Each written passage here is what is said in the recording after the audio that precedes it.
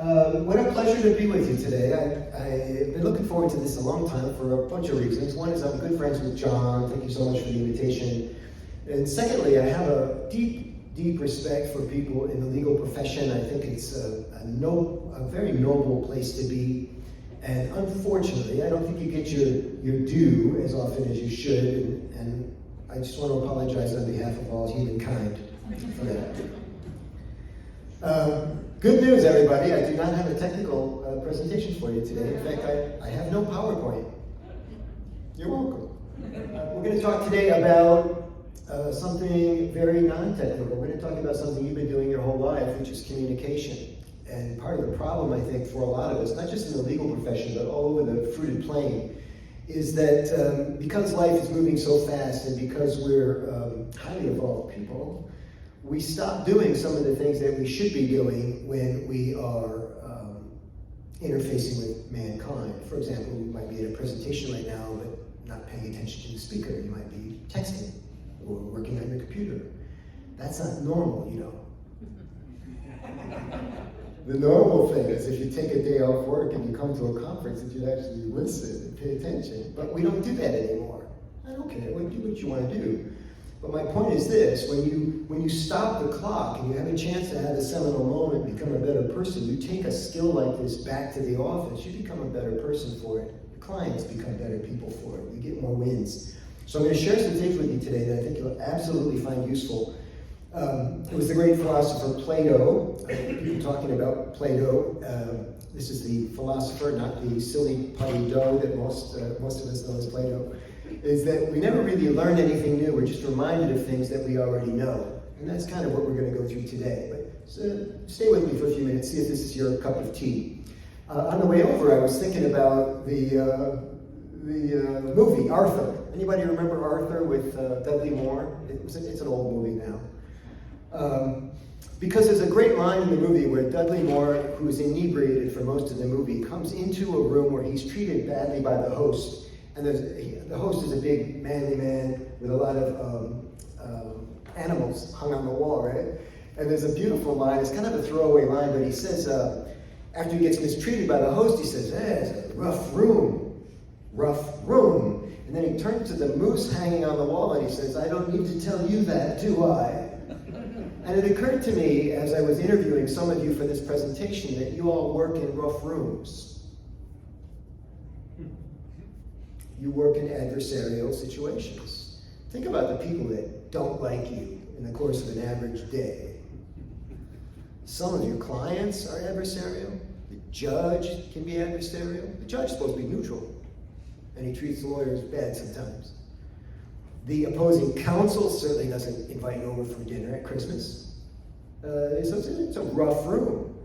I mean, think about other people that have jobs, normal jobs, you know, most of the people I do business with actually want to work with them, you know. I mean, it's fascinating.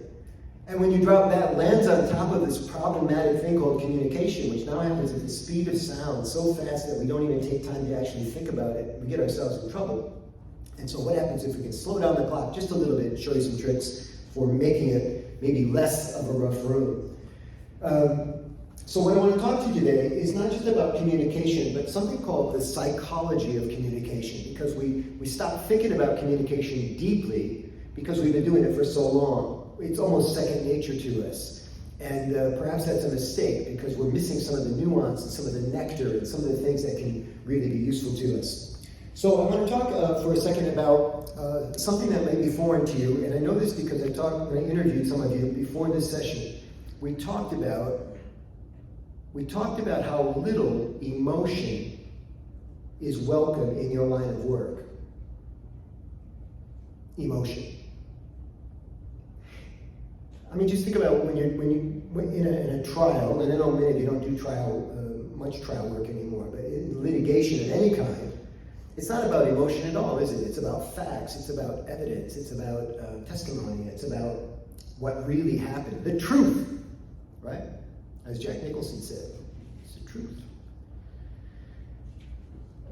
And so emotion isn't welcome in that venue. But what happens when you can insert emotion where emotion isn't welcome? And why would you do this in the first place? Well, When I bought my first automobile, I wanted to get a convertible.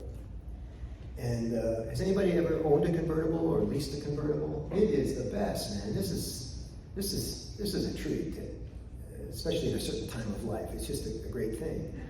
But I wanted to make a good decision about buying the convertible. So I called a respected friend of mine, and he's a self-made man. He's got a lot of money. He's made some good decisions, financial decisions in his life. His name's Gary Weaver. He lives in Youngstown. This was years ago now that I called him.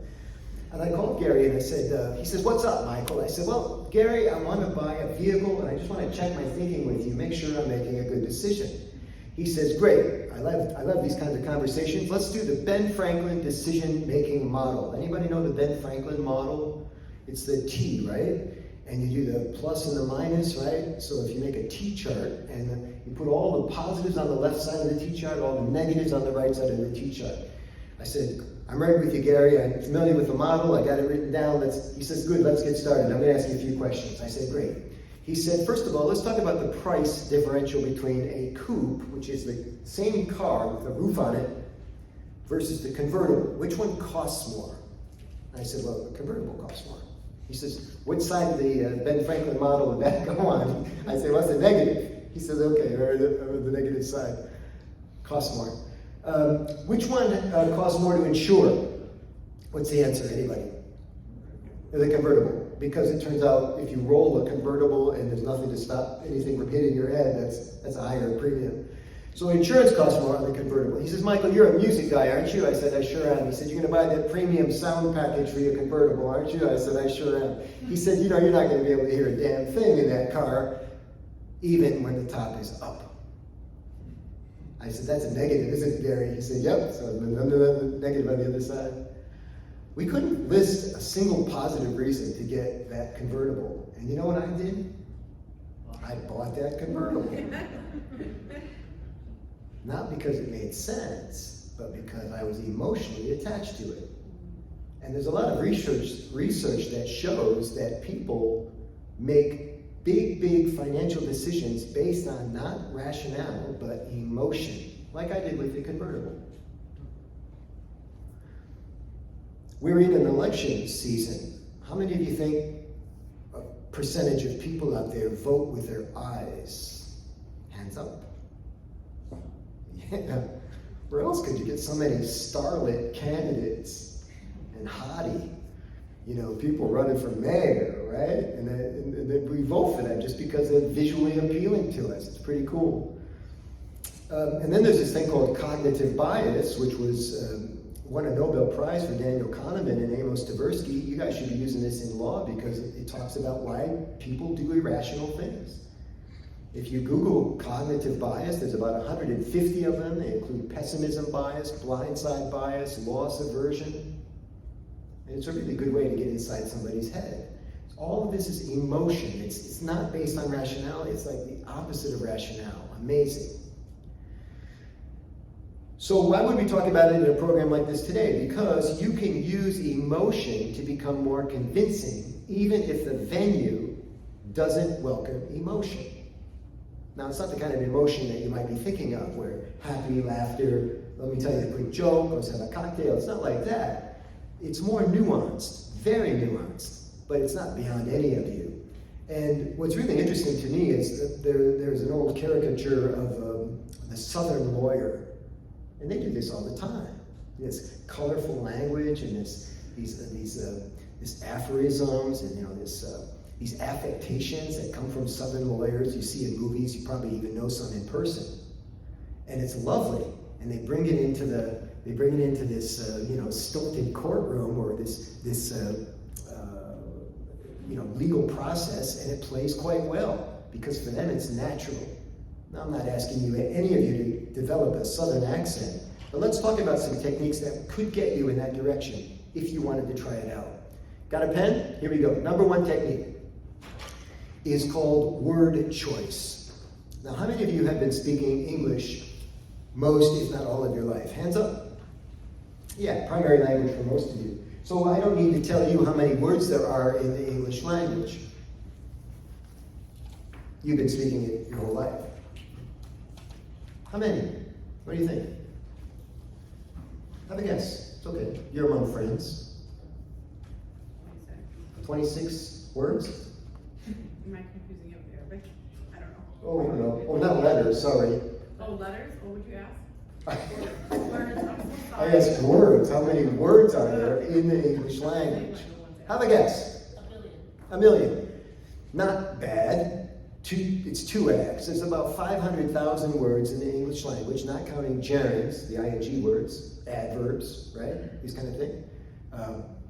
And verb conjugations, that kind of thing.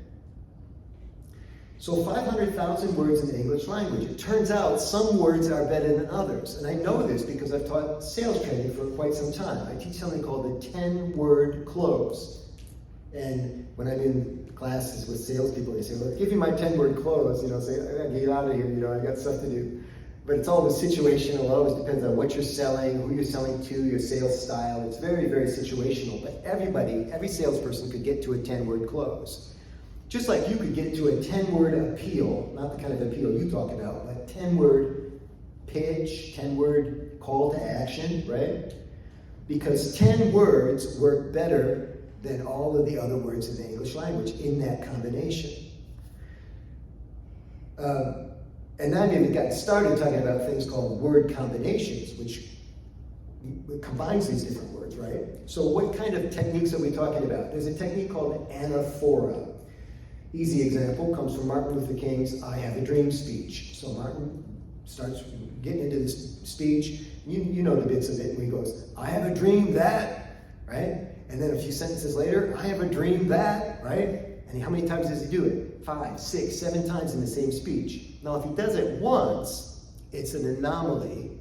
If he does it twice, it's a coincidence. And if he does it 3 times, you got yourself a pattern. The French call the pattern a motif. And this is when speech gets emotional. Because when you start speaking like this, I know we've got some writers in the room,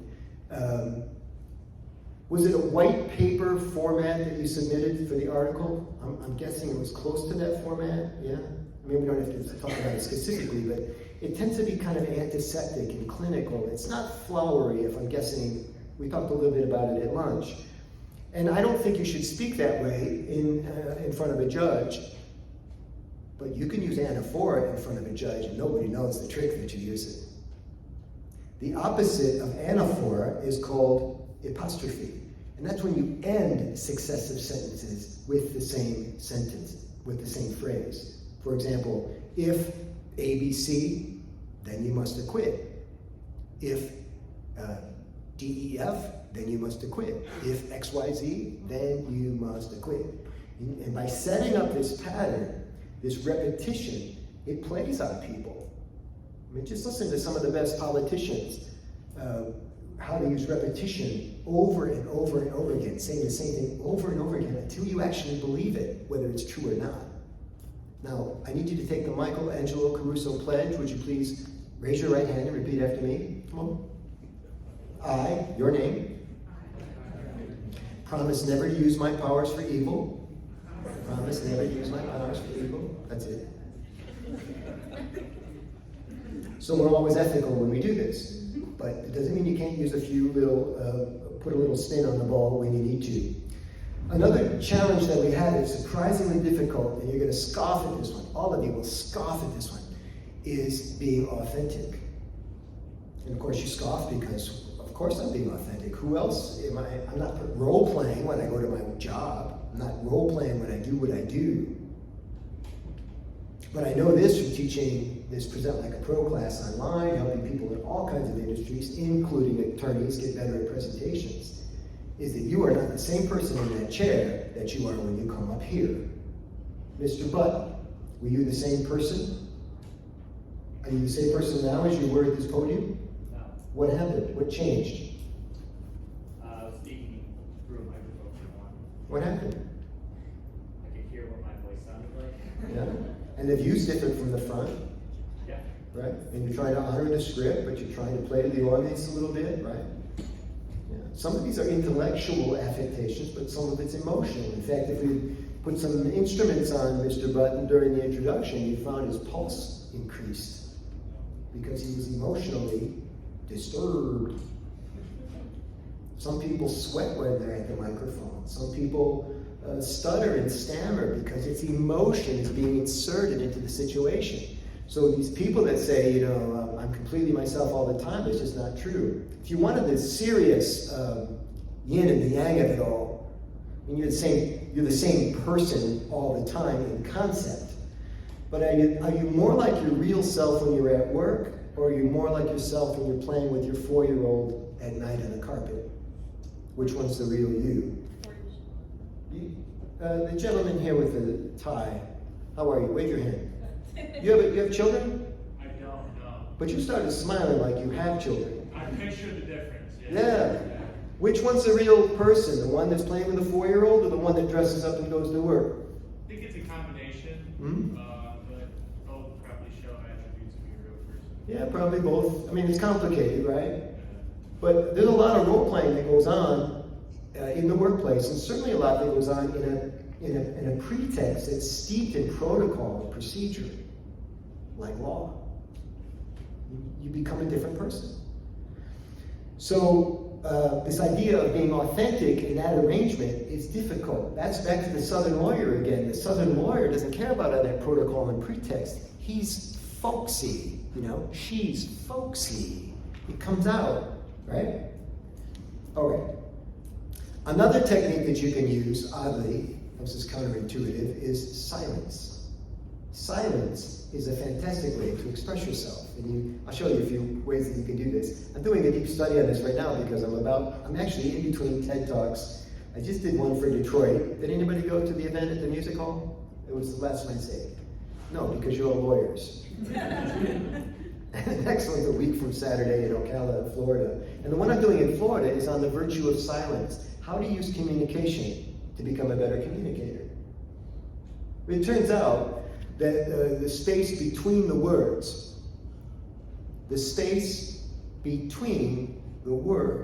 is very powerful. I mean, it sets up a cadence, right?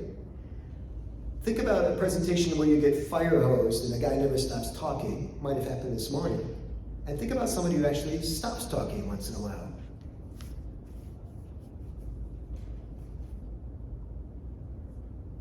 A pause in the right place actually gets people to focus on what's not being said. It's super powerful. The musician Sting talks about the space between the notes. In music terms, it's often referred to as syncopation. For a masterclass in syncopation, check out Roxanne, the reggae-flavored early hit from Sting's band, The Police. So that little hesitation can mean a lot. What about during depositions when someone says something and you're either shocked or don't believe it or you want to give it weight? Do you have the discipline to actually look at the person and not say anything? And what could happen if you didn't say anything? What's your guess? What's most likely to happen when you don't say anything? You got it? They might continue. They continue talking, which is exactly what you might want them to do, right? But in our fast-paced world, right, we go, okay, that's, you move on to the next question, or it gets by you. Slow it down, man. Slow it down and see what happens. It's lovely. We also should talk about something called the first 15 seconds. It's a super important time when you're getting to know people because that's when the ground rules are, the stakes go in the ground, right? I have a lot of videos on my YouTube channel, different versions I've done in different places around the world, teaching something called the perfect handshake. Because it turns out people miss their marks a lot on the handshake. And that's not a time you want to be fooling around. Men, in particular, are famous for saying, it's nice to see you, and not looking at the other person. I mean, think about that. They say it's nice to see you, and they're looking over here when they say it. Do you believe what people do or what they say? What they do every time. So that's called congruency, this idea of doing what you say, saying what you do. And again, it gets biased because you gotta meet 5 people. Now I'm not meeting 1 person, I'm meeting 5 people. I gotta keep it moving, I'm already shaking his hand and looking at the next person, right? Try to stay in the moment and try to get with that person. We'll do some Q&A here in a second. I want to talk about your real stuff. This is all the textbook stuff. I want to talk about your situation. Let's talk about 5 quick techniques for better presentations. I, by the way, think everything is a presentation. I think an email is a presentation, texting is a presentation, deposition, recording, Zoom, in-person meeting is a presentation. Certainly a summary in front of a jury is a presentation. It's all a presentation. So let's talk about how we can sharpen those up. I just gave you a great tip about congruency, doing what you say, saying what you do. Let's give another example. You might have seen it here this morning when the presenter gets up and says, it's a pleasure to be with you this morning. And I forgot to tell my face. Right? Do you believe it when somebody says it like that? It's a pleasure to be with you this morning. You're like a caged animal, you know. And I used, in my early days, I used to write the word "smile, dumbass" in my notes. So it's nice to be with you this morning, you know. So I make myself laugh just because it was that important to me. I needed that. I needed to get off on the right foot with you. So I was cheating by giving myself that little visual cue. I think that life in general is becoming more casual. Hands up if you might agree, casual. Dress code casual, language is casual, civility, we were talking about at lunch, more casual. I completely agree with you. And so we have to avoid casual language when we're speaking. How many times do you hear something like this? Somebody says something like, "That's kind of amazing."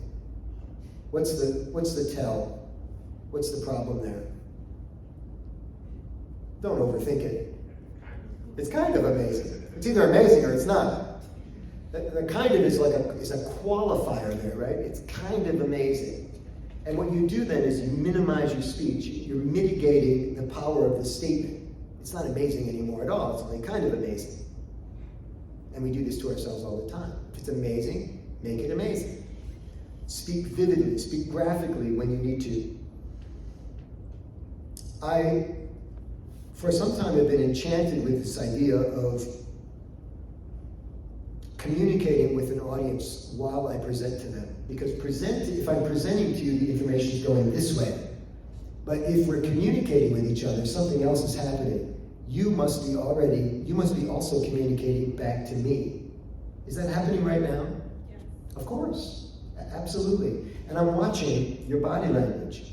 I'm watching who's forward listening, back off the chair, right? You can forward listen in the chair, you can forward listen standing up. I'm watching who has a pen in their hand, because if you have a pen in your hand, you're taking notes. Why would you be taking notes? Because this content's valuable to you. Thank you very much. I'm watching who's smiling. Thank you for that. And I also, watch for other stuff.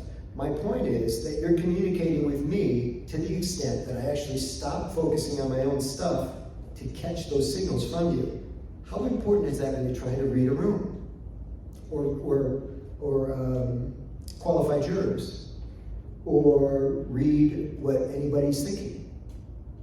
Super important. But we don't pay attention to that stuff because we're so busy with our own stuff. So I call this technique the reverse presentation. And it's not unusual in my keynote presentation, 400 people in the room, that 20 or 30 people would speak out loud in the microphone at my keynote. And the audience loves it, because nobody knows what those 30 people are going to say. It is the most interesting part. And I'm good on some days, but the audience is always better, because they ask the best questions. In my business, you're looking for something called an applause break. That means everybody erupts spontaneously with some sort of applause or laughter. That's like the gold standard in my business. And the audience is just as good at getting those marks as I am. But I have to give them the chance to do it. I've got to break away from the 56-slide PowerPoint presentation for it to happen. So the reverse presentation has us speaking to each other at the same time, and I'm cognizant of that.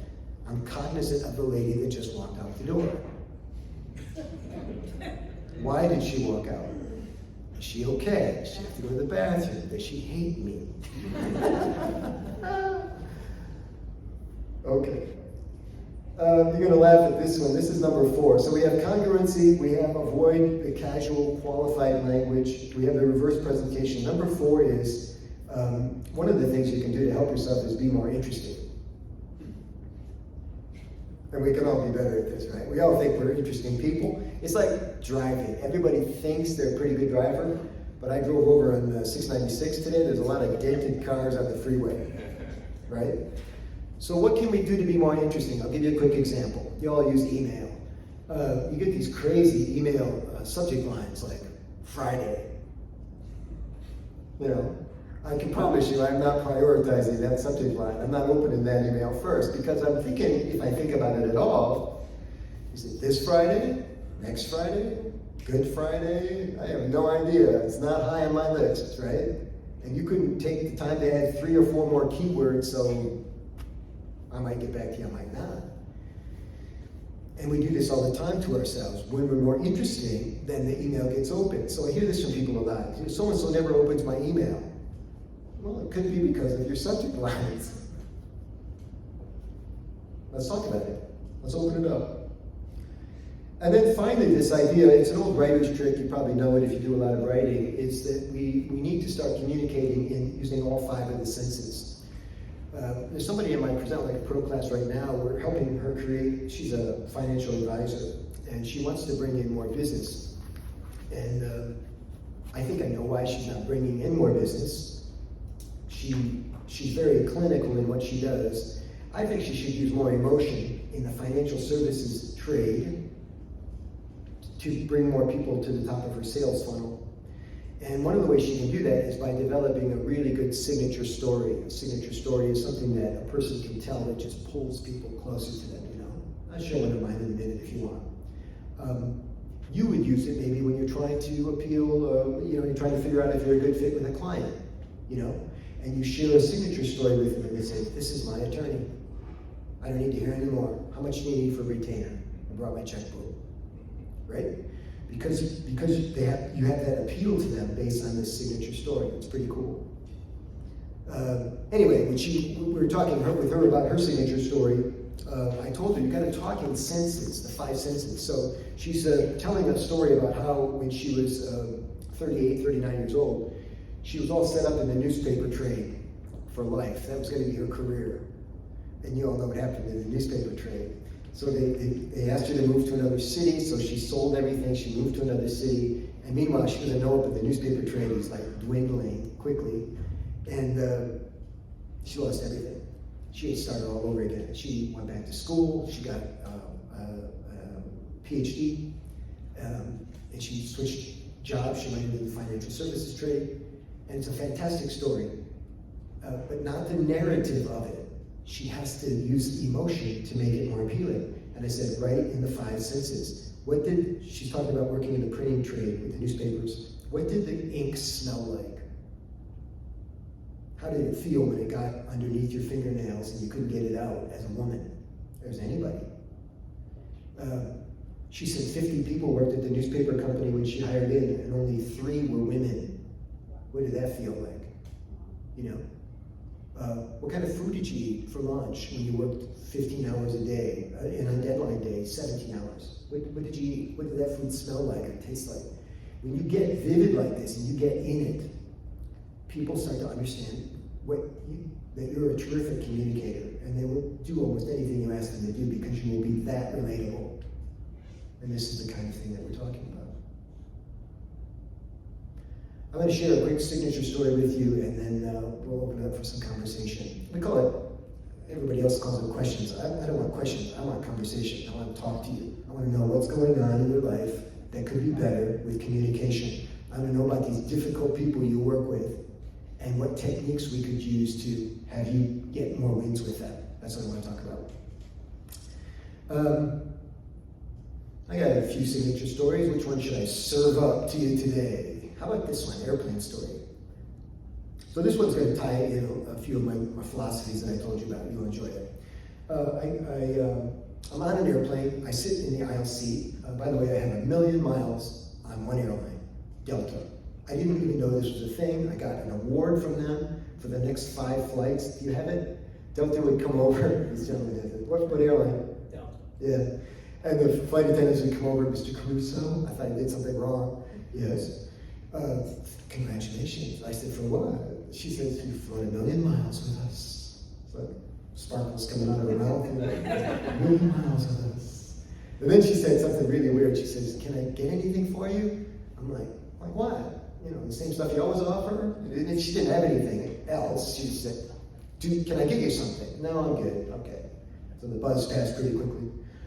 I'm on an airplane, I'm playing the game you always play, which is I wonder who's sitting next to me today. I think I told you I'm already in the aisle seat, and a beautiful woman gets on the plane. She starts to walk down the aisle, and I thought, I wonder if she's sitting next to me today.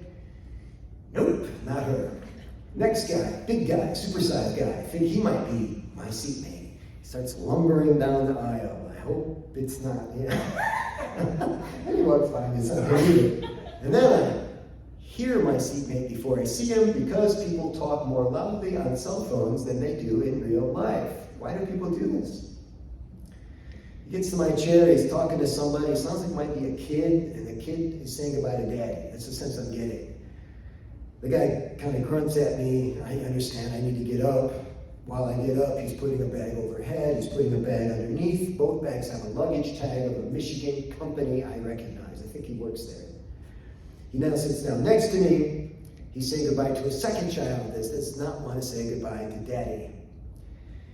Before long, he's saying goodbye to a third child. The third kid is crying so loud I can hear the kid in the phone from my seat. I don't have any children, but my heart goes out to this guy. Then it goes from bad to worse. The flight attendant comes over and tells the gentleman he must hang up. They're closing the boarding doors, which means my new friend has to hang up on his child while the kid's crying that daddy's leaving. It is sad, man.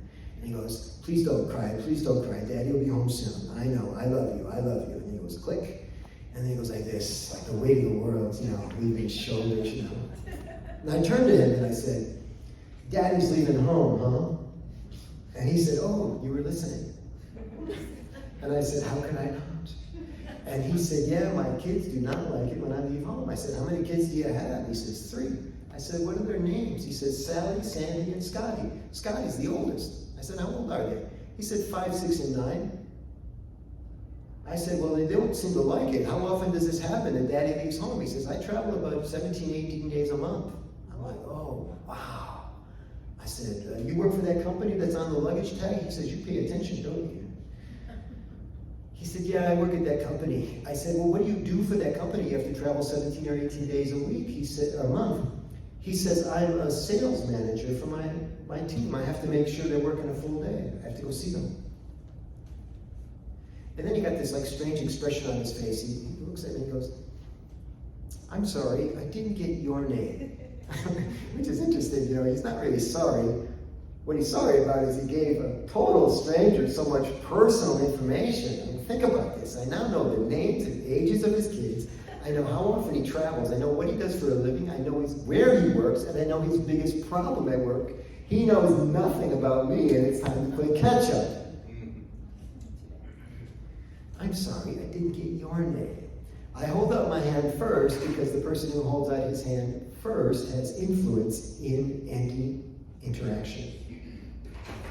I hold up my hand first and said, my name is Michael Angelo Caruso. He says, Michael Angelo Caruso. Wow, that's a great name. He says, what do you do for a living? I said, I teach sales managers how to get their people to work a full day. He starts laughing. He says, can I have a card? The lady in front of us says, I want one too. Good story? And how much happened during that story that might benefit our relationship? You learn a little bit about my lifestyle. You learn a bit about how I roll. You learn some things that might be important to me, right? And maybe I made you laugh a little bit. It's a 2-minute story. I didn't invest a lot of time. I invested time in crafting that signature story, but the tell time is minimal. What happens when you tell a success story like that, or even a failure story, to a prospective client? How would they feel about you if you got out of the rate sheet and all of the, the preponderance of whether or not this case is winnable and actually just told them the story? What would that mean? Because they're looking at other attorneys, right? So that's the signature story. That's how it works. So let's talk. I mentioned the rough room at the top. How could your relationship with judges be better? You're nodding your head, yeah. Yeah. I think one of the things you mentioned about your presentation matters a ton, because a lot of times judges will have their minds made up before an oral argument. They'll know what they want to do. And if you can come in and give a presentation that's interesting and arouses their senses and things like that, they're going to be more willing to listen and say, maybe this isn't a boilerplate issue I thought it was, and it'll potentially change their mind. We were just discussing having a difficult time, kind of explaining certain things to judges, having to educate them on things. And it does seem that the more simple analogies or the most simple things resonate more than all the legalese and the complicated arguments. Yeah. So if you're taking notes, we need to arouse the judges. I'm just poking. But you're right. I mean, it's not just judges that have their minds made up, it's all kinds of people.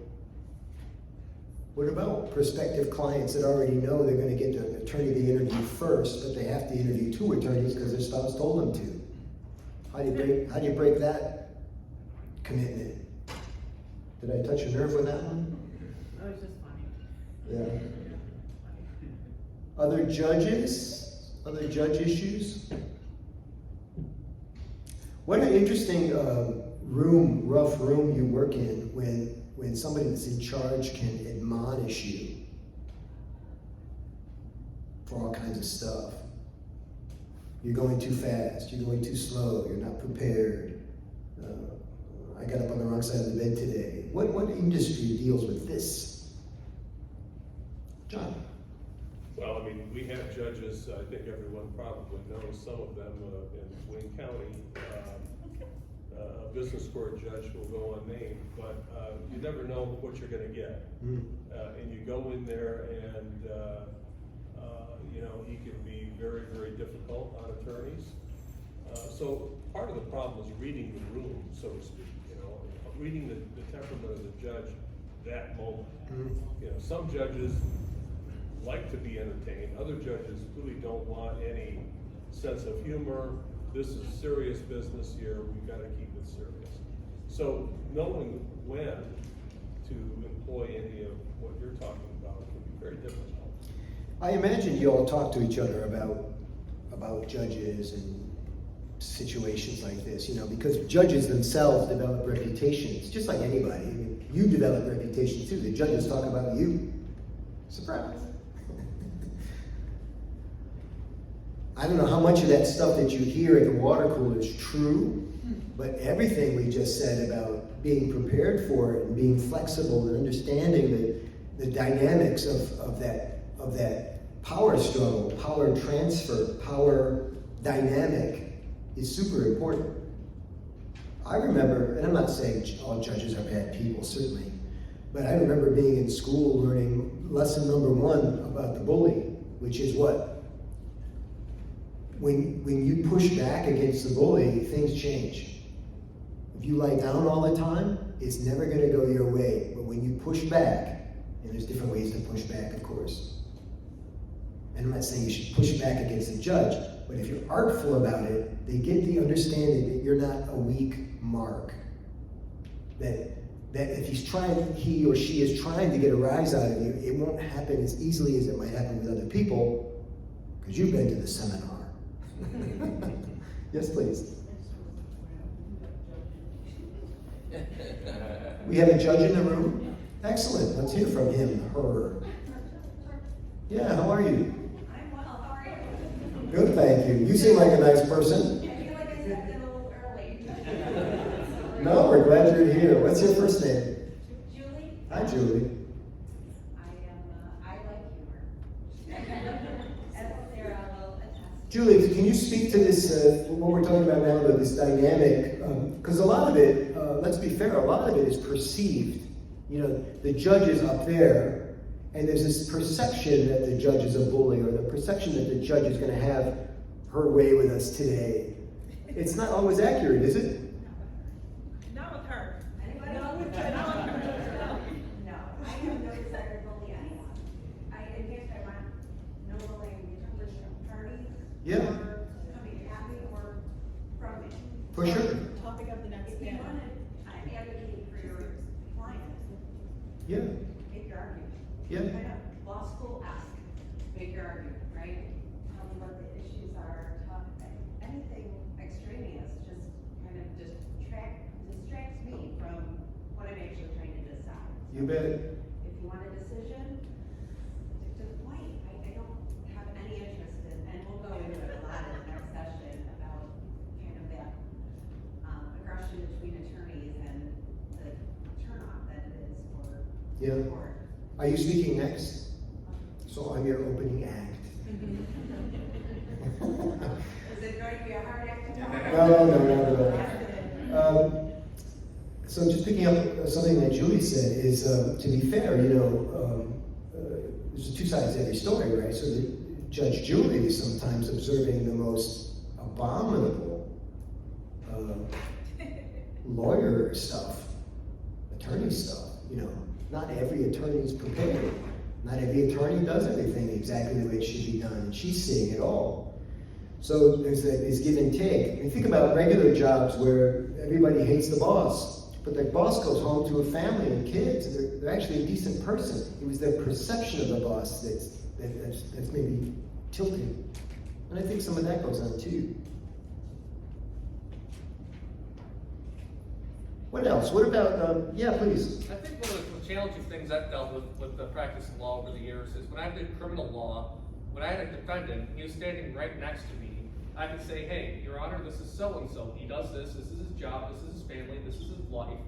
And you'd always have the power of introducing him and sometimes letting him, before he speaks, before he even opens his mouth, you can set the tone. But I feel like a lot of the times in civil law, we just don't get that same opportunity. Oh, who do you represent? I represent so-and-so. I just feel like we don't really get the chance to properly introduce what we're doing or what their perspective is. It's not like, I just don't feel like it's the same kind of impact. Why don't you have the opportunity for that similar introduction in civil law? Educate me. Well, sometimes it's like a lot of what we do, unless you're in trial, typically you don't have a person sitting next to you in the chair. Like when I say I represent so-and-so, Oh, I see, yeah. I don't have a representative of the company sitting next to me. Like if we're arguing the motion, there's not someone from our company on the motion. But you could still do the introduction even though the person's not there, yeah? Yeah, that's what I guess I'm trying to get to. Bezos used to do something at Amazon, the famous thing you probably have heard of, it's called the chair. Anybody heard of this? No. He would set up an empty chair, and you know who the chair was for when the Amazon employees met? The customer. Oh. So you have the empty chair for the client that's not there. And as an aside, he has a 4-year-old, and today's the 4-year-old's birthday. Now, a judge might say that kind of aside has no business in here, but now it's there, isn't it? All you said was it's the 4-year-old's birthday. What does that do? It's called, in language, it's called personification. You made that boy a human being. You made it his special day, and daddy's in court. Now, does that sway anybody on any level? I don't know. But it's the truth, right? It's the kid's birthday, and daddy's having a rough day. We need to get going with the program. Have you enjoyed my session? Yes. Did it get you to think just a little bit? Yeah. Thank you so much. I'd love to do more with you. Let's keep talking. Thank you very much. Thanks for the invitation.